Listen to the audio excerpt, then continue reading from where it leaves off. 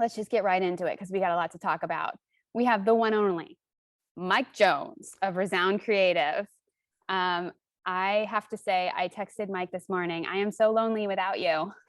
As you know, we were partners in crime for the last 2 years at Startup Week, and it was like some of the most fun I've ever had. And so I'm sitting here with my little mask by myself. So I was so happy to see him on day one. Mike, how you doing? I am doing so well, Kate. Thank you so much for having me. And I'm really excited about having the Caldwells Yes. on, and we're going to jump right into that if you're Okay. good. Yep. I'm going to pause and mute, and you guys have fun. All right. Thanks, Kate. Just to kick things off today, we're going to have a great conversation with Dr. Tye and Courtney Caldwell in just a second. Just to intro everything for everyone, we're going to talk a little bit about the gig economy. I know that's like hot stuff right now. Everybody wants to talk about that. You got Uber, Lyft, all these other companies who are really jumping on that. And the ShearShare story that Dr. Tye and Courtney have, I think, is a perfect opportunity to really kind of hit the ground running on what does it mean to take advantage of the gig economy as a startup, and look at ways as really helping people connect through platforms like their ShearShare platform. I'm really also excited to talk to them because they are entrepreneurs at heart, and they've got an existing business, and then they've got ShearShare, and they've got kind of Main Street business and retail experience, and they got tech startup experience. And I am just really excited to hear all about that and how they've done that while balancing life and family and marriage and all that great stuff. So we're excited to jump in here. Hopefully they're excited. So just to kick things off, Dr. Tye and Courtney, I just want to give you a chance, introduce yourselves, and then just tell me about ShearShare. Tell me what it is, how it works, and who it's for. Mm-hmm. Hi, I'm Dr. Tye Caldwell. This is my wife, Courtney, and we are the co-founders of ShearShare. Yes, so ShearShare is the first B2B mobile app. If you haven't heard about us, we're the first B2B mobile app that connects salon and barbershop owners to individual stylists to fill their empty salon space by the day. So the benefit to the demand side or the stylist side of the marketplace is that they get access to professional workspace, secure, private, sanitized workspace on demand without having to pay contract work by commission. And then we help unlock new revenue streams for salon and barbershop owners. So it's our way of doing our part to keep our small businesses open. Tye didn't give all of his background, so I'll give that for him. But this man's been in the industry for almost 30 years. My husband always talks about how he loves this industry more today than he did almost 3 decades ago. It's crazy. You really do. And then here's the jewelry to prove it. And he's a best-selling author. He wrote a book about how to be successful in this industry. He sits on the Professional Beauty Association Advisory Board. That's key for us because PBA is responsible for the licensing and legislature. What else have you done? Earned his doctorate degree in professional barbering and cosmetology.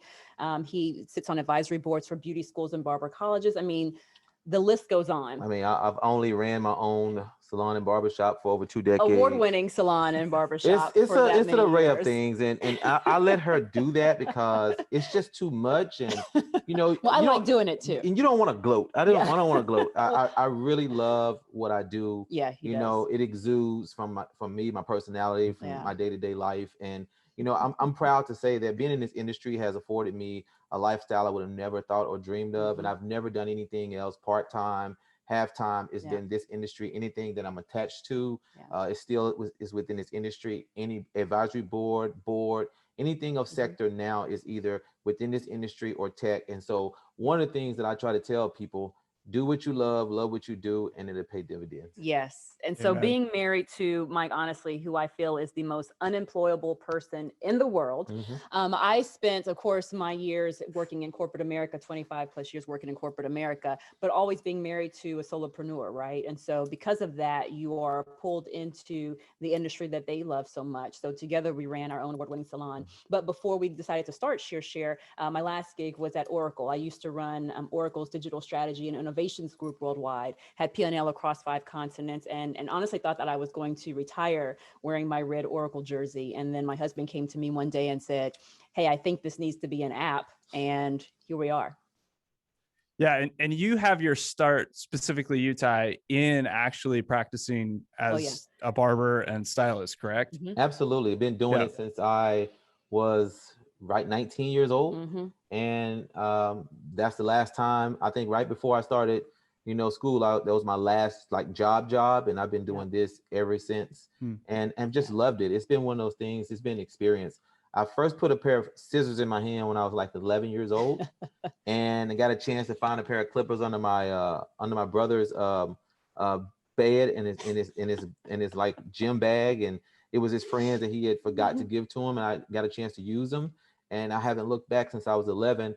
Thought that I would go to conventional college because I was a high school, 3-sport Letterman star, and thought I'd probably just decide to do sports medicine, and decided just didn't want to do it, and had a come to Jesus meeting and say, hey, you know what would I do for free that I love to do? And it brought me to something that, I just really liked from the time I was 11 years old. And, if you would do something for free and you love it, then there's a passion for it. And I explored that passion and found out there was so much I had to unlock, and so many things that I didn't know about myself, entrepreneurial, artistic wise, and just leadership wise, that I really didn't know, but I kind of had a feeling that I had these gifts, and I took upon myself to jump and didn't look back. Yep. That's awesome. That experience though, having your own shop, right? Your own salon and barbershop, that led to ShearShare, right? That was a direct experience that kind of unlocked this idea. How did that happen? Walk me through that. The best experiences are the problems you're solving for yourself. So back in 2012, we had expanded and rebranded our own award-winning salon and barbershop in Plano, Texas. And what we realized is that the industry was changing. We didn't see it just directly, but it was happening just kind of slowly, and things were changing. You got the commission-based salons were still spinning and growing, but we started seeing a lot of independent contractors, solopreneurs, salon suites started popping up. Definitely. And we expanded into having some suites. We had an open salon and barbershop where people were just in a community, and people were wanting to get in our salon and barbershop. So we decided to, hey, you know what, let's get it to where people can actually utilize space in privacy, and realize that in the course of 6 to 9 months that this space was just lying dormant. And we didn't know what to do. But one day I was at my salon and I was cleaning up, and a stylist ended up, stopping by. We share this story all the time, and they realized by looking for a salon, they was getting ready to move. They needed a location where they could actually, service their clients, but they didn't want to sign a long-term lease, nor did they want to become a part of the staff. They just needed a place that they could do their best work a couple of days every other week, and not lose that clientele, because they were moving on the other side of town. And I asked her, why would she want to do that? And she was like, there's no other way for me to do it besides this way. I went home, told my wife about it, said, let me think about it. And she laughed at me. She was like, well, who does that? I also laughed at the idea behind Twitter, but apparently maybe I'm not a good judge of character.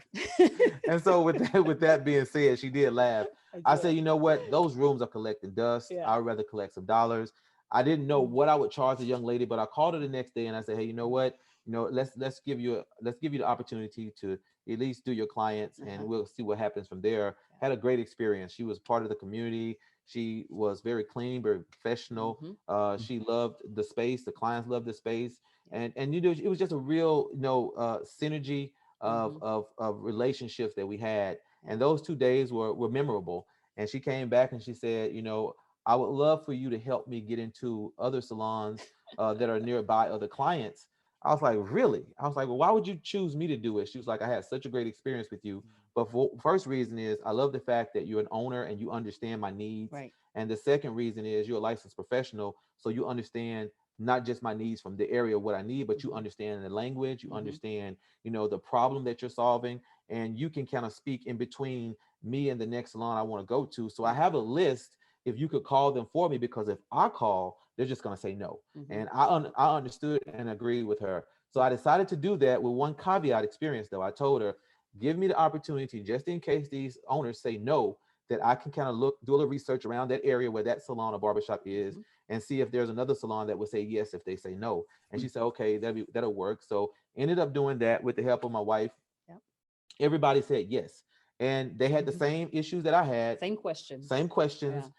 same apprehensions. Mm-hmm. And she, as a stylist, had apprehensions going there. She wanted to know if the place was, had free parking, if it was Yeah. clean, Mm-hmm. if they were going to be able to provide towel service. Yep. Could she use any of the products that they had them, since she didn't have to be carrying them everywhere she went?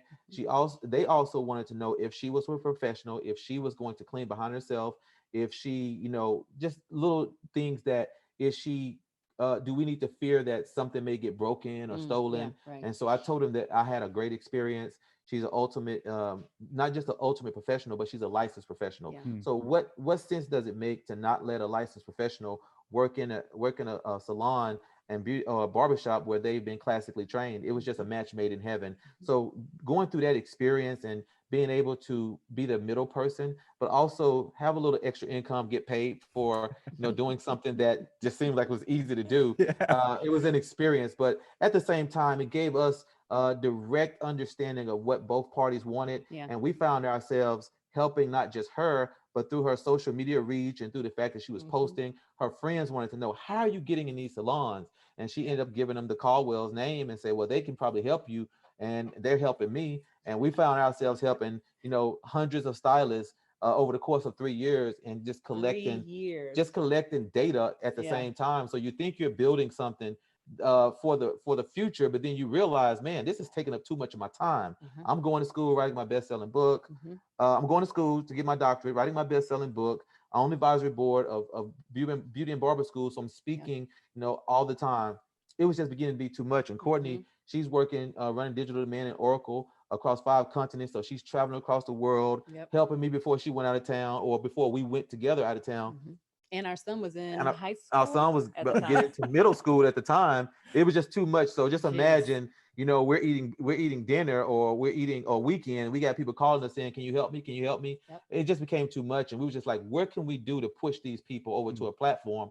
Nothing like that existed at the time that we didn't know of, but we searched Google, which everybody does. There was nothing out there. And we looked at each other and say, what would it be like if we built this platform ourselves? Yep. That was the aha moment for us. That is so cool.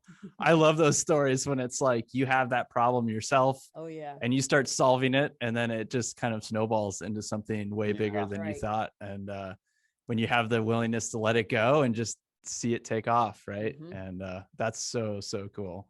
As you've been down this road now with ShearShare, building that basically a marketplace, right? You're connecting 2 different types of businesses essentially together. You're kind of matchmaking almost. There's an intrinsic challenge to marketplaces. I know that, having worked on a few and having talked with a lot of people. How did you approach that challenge specifically, of like, you have to have enough of both kinds of people on the platform for it to really start like having value for everyone? I just want to hear about that. I just know that's an intrinsic challenge. So I want to hear how your take on it, how you've approached that.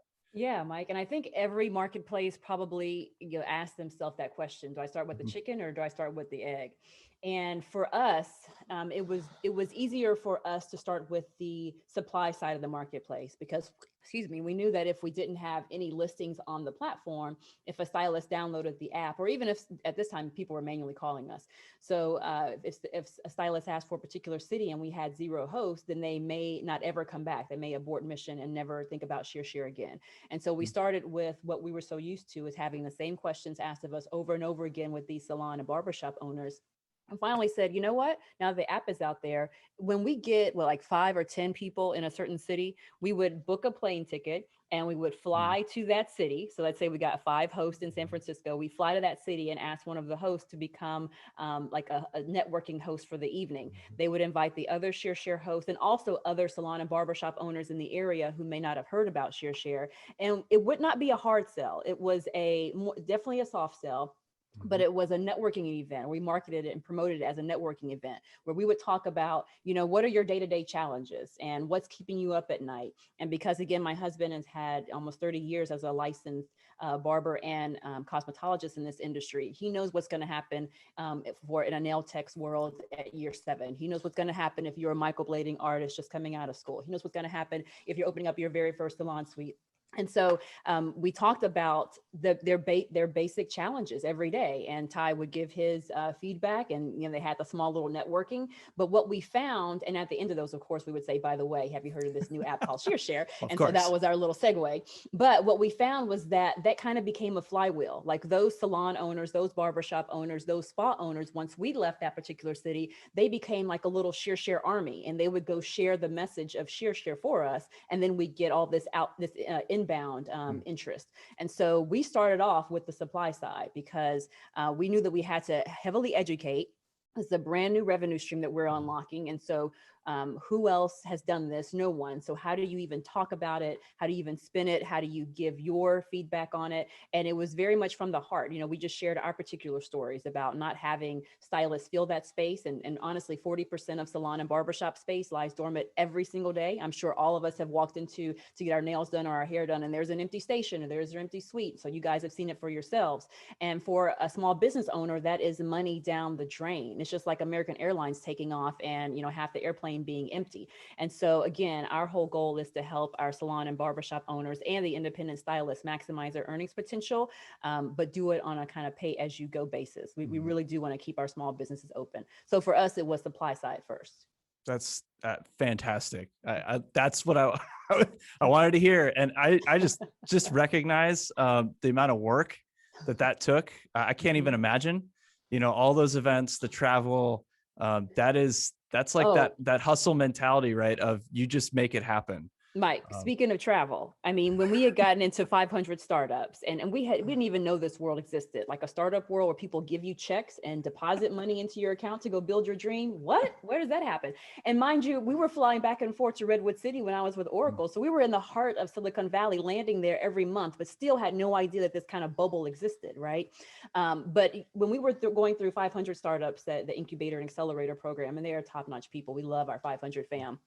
Every Sunday, we'd hop on a plane from Dallas, fly and live in California until Thursday night, and had to fly back to Dallas every Thursday night because our son played football and he was a big high school football player here in Texas. And so we'd have to catch his game and we couldn't miss it. And that happened every week for what, about a year and a half? A year and 3 months. Yeah. Wow. So over a year. So yeah, and I look back now and I think, how the heck did we even do that? But we just did it. We just did it because we just knew that's what you're supposed to do. Just like we started ShearShare, we just did it. We had no experience creating a tech startup or a mobile app, but we knew that we were doing something to help our industry move forward. And so we just did it. We couldn't think ourselves out of it. We were just, it's a level of intelligent ignorance, if that's the way to say it. It was intelligent ignorance because we knew we were helping our fellow stylists. She was helping me because she understood that this technology world was growing and that we had to market. And so she had that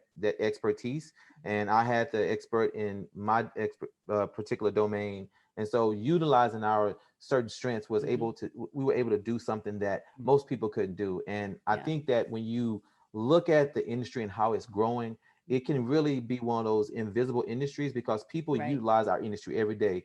Product tools, whether it be information, whether it be just walking into a store, any type of store just to get products, or just to go to a barbershop or a salon, any type of service, we overlook it every day, but it's just right there. So being able to go to those fellow influencers, people who are part of the industry, and share this, it was not only a new revenue stream, it was a new platform for them that they didn't know even existed. Yeah, the Oscars would have looked very different if it wasn't for our industry. Absolutely. Very different, and not one that I think many of us would want to look at. No. They go to an auditory platform or something. Oscars on Clubhouse. No, I every time I go to my barbershop, I am thankful again that there are people who really know it, and it's crazy. Like, and I've been through a lot of barbershops where not all of them know it, right? And not all of them have that same level of care and desire to really be the best at what they do. So that's so awesome. And you guys are building something that really supports that industry. Maybe, like you said, often overlooked, maybe, or something we take for granted in our daily lives. You've been at this a little while with ShearShare. You had to have hit some challenges, just some roadblocks in that process. Do you have one or two of those you'd be willing to share? and just talk about how you kind of approached that and moved through it. I guess one of the biggest challenges I would say is just the industry. The industry is very fragmented, is very segmented in a lot of ways. So just being able to communicate, just being able to connect with people. As Courtney said, I understand this industry from the beginning. I've been a solopreneur, independent contractor since the day I got out of school. I did not know anything about being a commissioned stylist. You know, I've always been an entrepreneur in my mind. You know, growing up in a family of 8. You know, I have 7 siblings. Yeah. I'm number 7 of 8, and so you learn how to not only build relationships, you know how to communicate, you learn how to talk, you learn how to socialize, you learn how to build relationships within a family. And so being able to be in an industry where you're constantly connecting, you're constantly socializing, but you're also building these interconnected relationships, you know, inwardly and outwardly, and starting, you're getting to know yourself.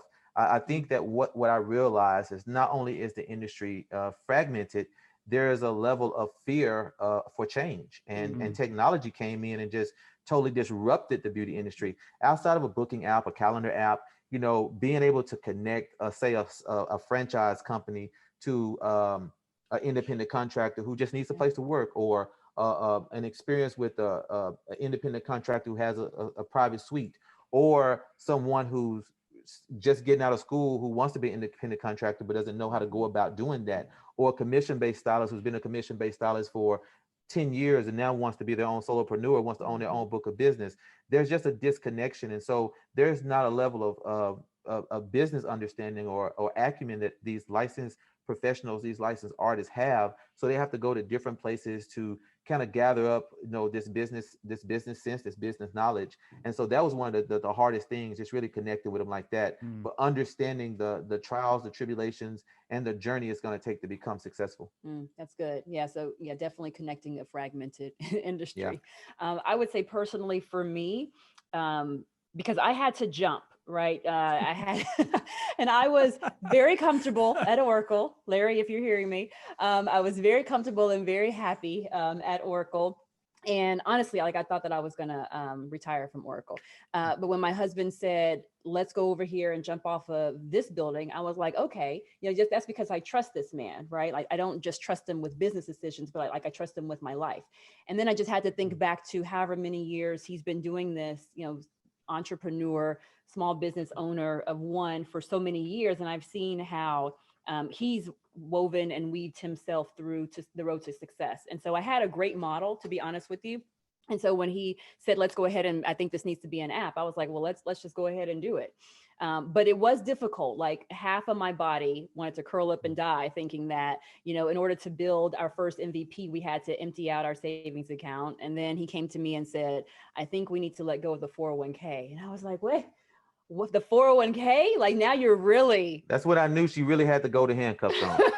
She had been, you know, being under my tutelage, my leadership for so long, and I didn't steal anything off on her. And I was like, you know what? You know, let's just really, you know, I think we have something. Let's empty this 401k. I think that, you know, if we believe in ourselves, and if we decide we're going to get funding one day, you know, we can't walk up in an investor offices in this skin color and they not know that we put the work in. We've built the MVP. We've got an engineering team that actually built it, and now we have a direction to go, because it's going to be hard for us as Black founders to go up in an investor's office with just an idea as our white counterparts and think that we're going to get, you know, $1 million, $500,000, $250,000 to build a business that no one's ever heard about, you know. So that wasn't even a thought, and we're pioneering this.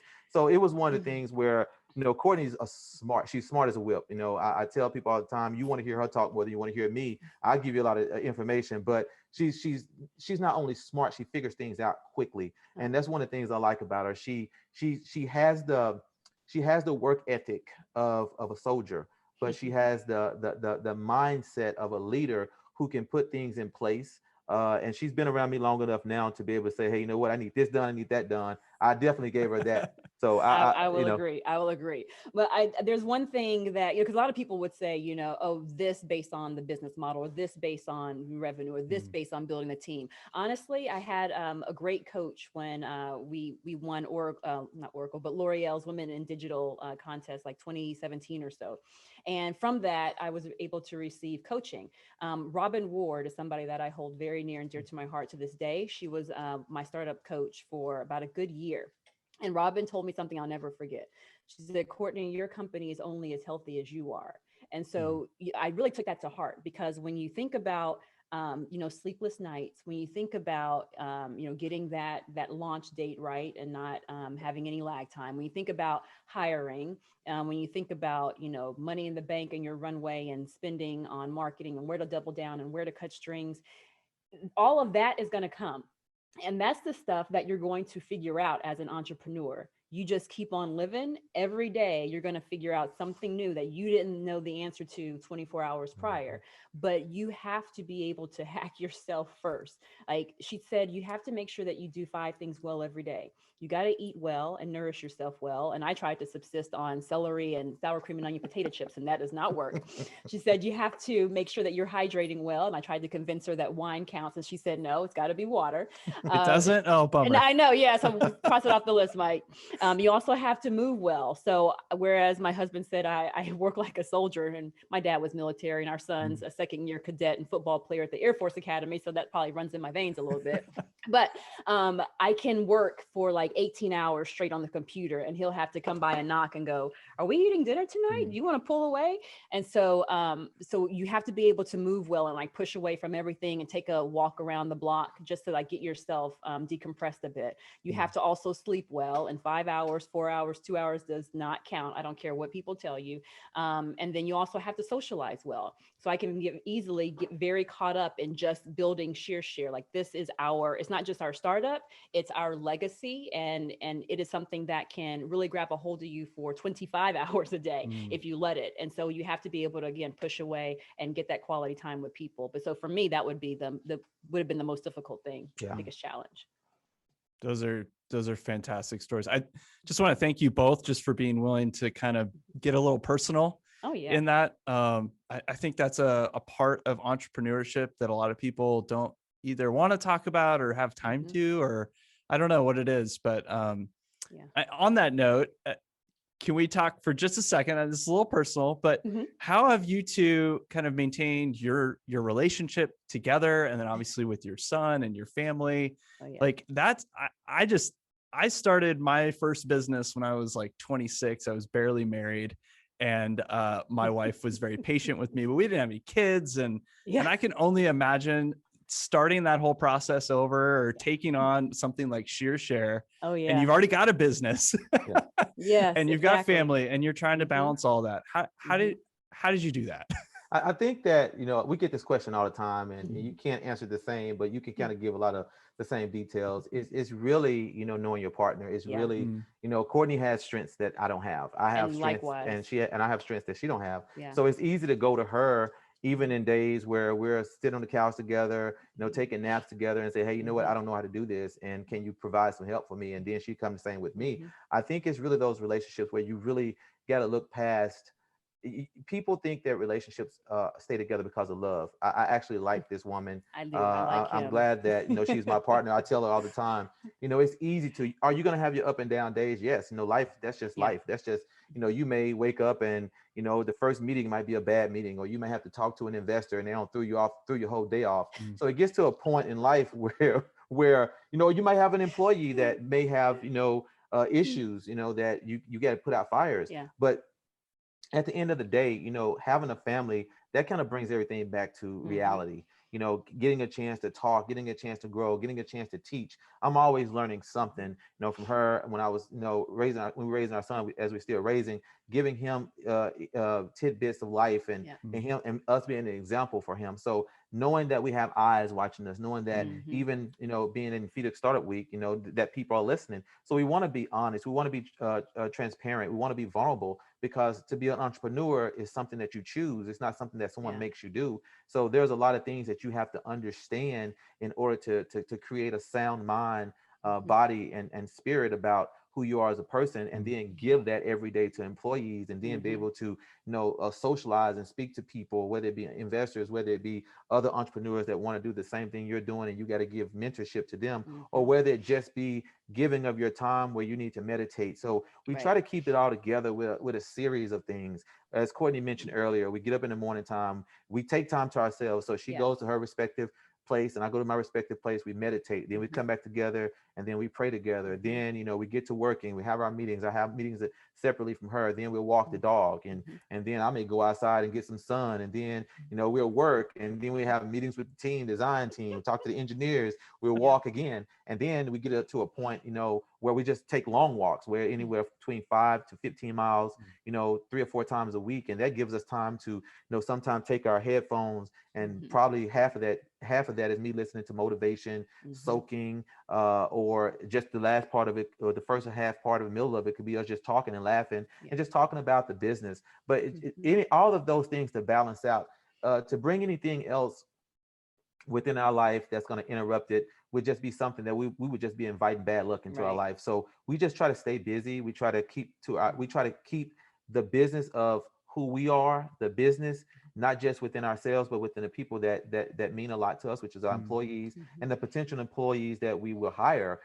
And so we want to make sure we're creating a certain level of energy and synergy, not just with the team, not just with ourselves, but with the world in as a whole, because we know that it takes relationships to build and to go far. Yes, I can go somewhere fast by myself, but I can't get there far by myself. So we just need to make sure that we're always making ourselves open and creating a safe space for us when it's time and necessary for it to be. Yeah. And I would say, because I do like you a lot. And of course I love you, but I respect and adore this man. Right. And so beyond that, I think why this works is because we each run in our own lane.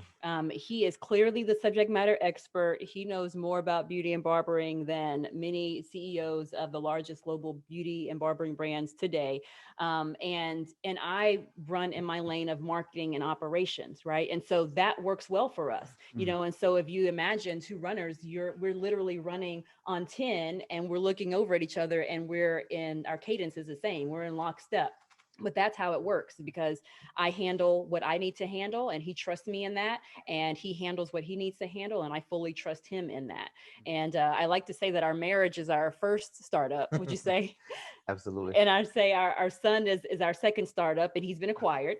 And so ShearShare is just our third startup. And so it's just another way that we're able to take what we've learned being married co-founders before there was even a ShearShare, and bring that over to the team. And I'll leave you with this.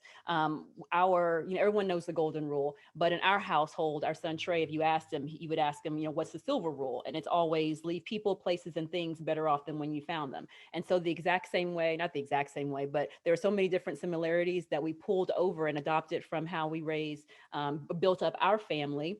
And that we kind of build into the DNA of ShearShare. Adopted over to ShearShare. Yeah, thank you.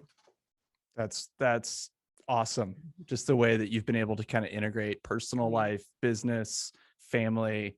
That's fantastic. The benefit. Yeah, we didn't want to imposter this thing. We wanted it to be natural. We wanted it to be a natural adoption and synergy, and making sure that we didn't forget, because there's a level of imposter that you have to do if you're trying to do one thing this way and one thing that way. You're going to lose yourself, and we never want to lose ourselves. Good point. Switch gears just a little bit here in the last few minutes that we have before we open up for Q&A. You guys are at kind of the forefront of the gig economy, right? Everyone, a major portion of the people that you're really helping through your platform, really that's a gig, right? They're freelancers, or they're really independent in their own business, right? As solopreneurs. Talk to me a little about what you're seeing happening in kind of that world, and what you maybe see coming for those people. We're right now. That's a great question. We're right now probably in the best times that we've ever had. Especially in this tech world and a lot of this gig economy that we're speaking about now. People are able to do the things that they've always wanted to do. You would always be frowned upon if you wanted to do 2 things. If you wanted to work this job, it's always been, I'm gonna work part-time here and I'm gonna do this another time. You can actually do that now. And, COVID proved that, when the world shuts down, that doesn't mean every business shuts down. And everybody that's deemed essential doesn't mean they're essential. And everyone that they deemed inessential is not inessential. And we realized that with the beauty industry, because everybody started looking like, scarecrows after a while. So, so it's except me, because I have a live-in barber and cosmetologist. Exactly. And my dog had a live-in groomer. So it's one of those things where right now, these are the best times, but it also can be one of the scariest times because things are moving really fast. So there's a level of acumen, there's a level of training that a lot of people who are living in the gig economy can't get. But the best thing about it is people have an opportunity to control their own destiny. I think people that are wanting to, control their destiny, they know how to do it. And the ones that don't, they're figuring it out. So it's that opportunity now where small business have always, been how the world has been ran. Looking at the Fortune 500 companies, whatever companies you can name, I'm not going to name any of them, but the small businesses were running the world and running the country. And I think sometimes now we're starting to see it. Is it causing disruption? It's causing disruption with a lot of companies because people think, okay, well, we can't find people who want to hire. Everybody wants to be a contractor. Everybody wants to be a consultant. Everybody wants to, in their part-time, they get off work, they want to drive Uber, they want to drive Uber Eats. Some people are now who are, kids have gone on to college, they got a room they could rent out. Some people are buying real estate just to put it as an Airbnb. So it's those things now where the opportunities there, take advantage of it. And even the people who are within the Fortune 500s, they're taking advantage of it, even if you don't know, because it's there. When opportunities there, you take advantage of it. When COVID came, people were taking advantage of the stock market. Some people said, well, I'm pulling everything out. The ones who saw the advantage and the opportunity went forward. There was advantage. Entrepreneurs don't get scared. And whether that be being working for a corporate sector of the world, and you say, I want to try this.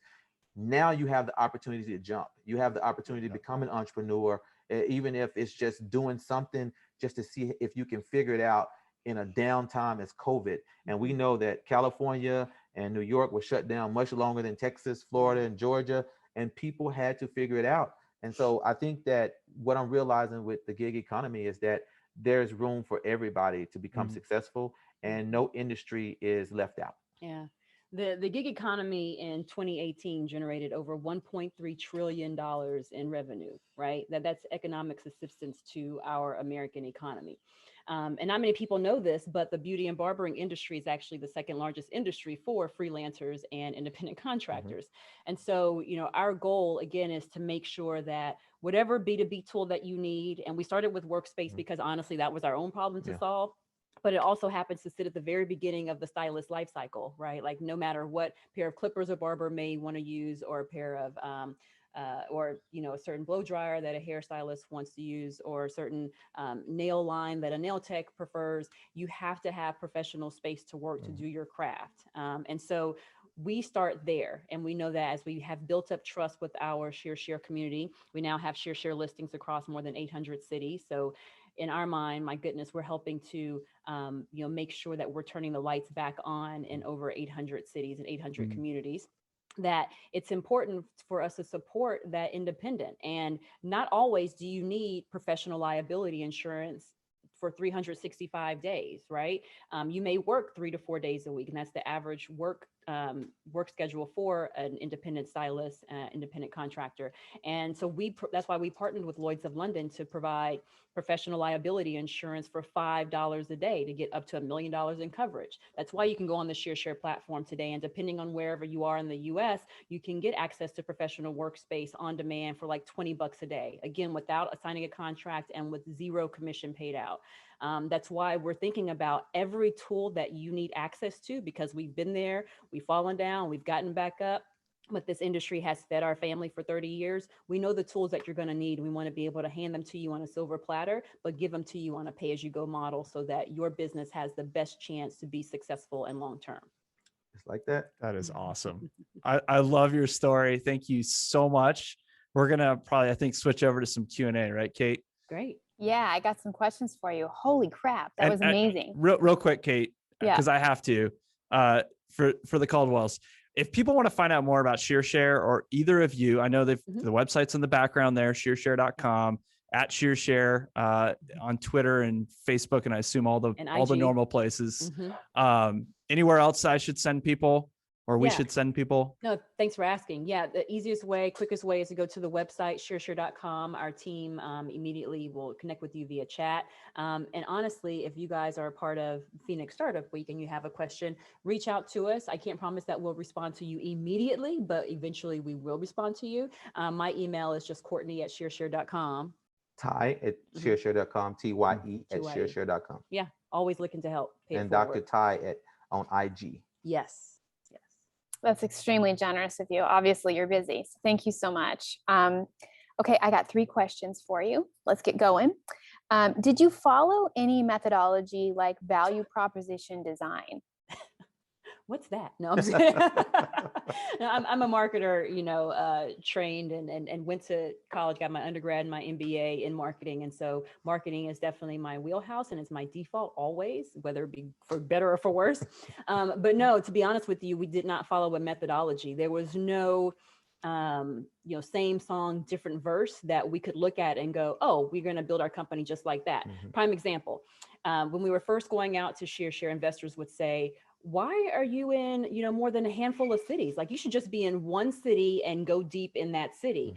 And we kept saying, why are these investors not getting it? Because we're talking to the market every single day. We're talking to the users. We're talking to the salon and barbershop owners and to the estheticians, makeup artists, nail technicians, the licensed stylists and barbers. And they're saying, no, I need you to be in Pembroke Pines, Florida, or Paris, Texas, or, outside of these large metropolitan areas. And so if we had thought about that, and if we had done what the investors, and it's all given in love, the feedback's all given in love. But if we had done what the investors wanted us to do, I tell you, when COVID hit, we would have been a sunk ship. Because if we had only been in California, if we had only been in New York, that would not have been a pretty picture. And so I'm glad that no matter what, we listen to our community first, and we understand truthfully whatever their concerns are and their needs, and then we fight like heck to meet their need and then put a tech layer over it. And be able to understand that you can't it's not the same blueprint for everyone. Yeah. This industry is totally different from Uber. This industry is totally different from Airbnb. We have a lot of solopreneurs. We have people all over. So as Courtney said, if we would have been in COVID and just in California, New York, the data that we had to just be able to open back up in cities would have been for naught, because now we can't approach anyone and we're just a dead company. That's incredible. Yeah. Second question, and this is one, burnout can be a real struggle with husband and wife leadership teams. Yeah. As it is so easy to bring work home. Yeah. How have you dealt with this? And if so, how do you handle it? Yeah. Who does the laundry? Who leaves the socks on the floor? Right? I do. No one leaves the socks on the floors, but I do the laundry. It's easier now that there's one less mouth to feed, to be honest, because our son ate like an army. So I think we've immediately saved on the food bill. Plus we're vegan. So let me say a couple of things. I really think that the way forward for us, I mean, besides having, a good amount of time being married and figuring each other out and always learning about each other, but always trusting and always seeing the best in the other person. And so I can't always say that non-married co-founders can see the best in each other or can constantly trust that other person, right? Like I don't have to think about, does he have more equity in the company than I do? I don't have to think about, is he working as hard or as long hours or putting in as much effort and energy or mental expense as I am, right? Like this is the legacy that we choose to leave behind besides our son. And so what works for us is that, and I really give credit to what we chose to do when we decided to go vegan. That brought so much like more life into us, and it made us not feel lethargic, like physically, right? So we weren't eating tons of red meat, and it's not easy being a vegan in the heart of Texas, let me tell you. But that really gave us more clarity of thought. And so even the way that we respond to each other, because you kind of have that ability to pause and put on the brake, you can respond to each other differently. Like I feel like I'm able to respond even more lovingly to my husband than I was before, and all because I have this more clarity of thought, I would say. And then he's really patient. And so when I get into one of those modes where I can go 18 hours a day and not even think twice, he's like, hey babe, let's take our dog Pepper, for a walk and just chat about something real quick, or let's just go watch a movie, or let's pop some popcorn and put on Netflix, which we hardly ever do. But those moments for me remind me that it's not just about the business, that he's here for me first. And it's just that the business is like a byproduct of our relationship. And again, I come from a big family. So learning how to share, learning how to divide, all different types of chores, work, and just life and happiness, whatever that may be. It could be a downtime. I lost my mom right before Thanksgiving. And so you have to share everything. And so when you have someone that you can trust, like Courtney said, all partnerships can't trust each other. Yeah. But when you are giving of yourself the way we are, and we put the work in, because it's work. You're going to have your moments where you have days of despair, days where you're tired, but it's never against the other person. Right. Life is life, and we're individuals, but at the same time, we're partners, and we know how to work with each other. We know how to work around each other, and we understood each other respectively in our roles as entrepreneurs, and she working in the corporate world way before we even became partners. So that's something that we've truly respected about one another, that we love what we do and we love one another. So coming together just brought it together as a sandwich. Yeah. He's good about saying we need to take a break, and he will say, clear your calendar, give it to the other team members and the department leads, and we're going for a staycation this weekend. And so we make sure that we recognize those instances in each other, and then we push away. You really prioritize it. That is fascinating that you're vegan, because it's come across my radar so often. I follow Tabitha Brown. Oh, she's incredible, Tabitha. Right? Love Tabitha. Yes. Last question. That woman brings light. She does. I listen to her for the first thing in bed. I don't get out of bed. Oh gosh! And now she's on what is the she Calm on? app. The Calm app, exactly. Yep. Now you can hear Tabitha's voice on Calm. Okay, I know you're going to turn this into a positive. I get the feeling that you're going to do this, but can you talk about the lowest moment with ShearShare and how you powered through it? Wow, the lowest moment is when we ran out of money. Right? And we can laugh about that now. And so it's not even COVID for us, right? Like, so many people are like, oh, my company's going to die in COVID. Well, you have to remember, beauty has fed our family for 3 decades. And so we've lived through Ebola. We've lived through Y2K. We've lived through the 2007, 2008 recession. And so we just turned that time when revenues did drop to zero. And we said, hey, ShearShare community, what can we do to be of the best service to you right now? So we actually found ourselves helping people apply for PPP loans. We helped over 150 ShearShare community members actually get approved for PPP after they had originally been denied, and so many other things that I pulled out of my husband's head, and we just put a tech layer over it. Like, now we have a virtual beauty supply store on the platform where stylists can sell their indie products, where salon owners can sell their products on the platform. We started to teach around, why it's important to have a relationship with your banker, how you can transition some aspects of your business to an online model. I mean, the list goes on. So that was COVID. And I would say that wasn't even the worst that happened. It was when we ran out of money at one point, and we said, okay, so now what? We have bills that we have to pay, because AWS is not free. We have team members that we have to pay. And so how do you go about doing that? That was probably the lowest moment. But even then, it wasn't scary like, oh, we're about to close up shop. It was, okay, now how do we figure this thing out? Just like you figure out your startup every single day. And we can't do nothing but turn negative into positive, because at the end of the day, you have to be positive. That's the only cape you got to wear every day, because just because people have money don't mean they're happy, and just because people don't have money don't mean they're not happy. So we had to realize that we have relationships. Not only that, we have each other. Not only that, we have good health. So what are we going to utilize? We're going to utilize the perspective of having good health and relationships, and go ask folks for money. We just figured it out. Oh, well, Lord. Thank you so much, Dr. Tye and Courtney Caldwell, Mike Jones. This has just been wonderful. Thank you so much for your time. You're lovely. And I hope you can go on Whova and interact with some of the community. They're all buzzing. We are so grateful for your time and perspective. Thank you. Thank you guys for having us. Thank you for having us. And I hope Yeah, the thank rest you so of much the for week- coming on. Of course. And I hope the rest of the week is as amazing as day one. So Thank you. Continued success. Be well. thank you. Bye, guys. Bye-bye.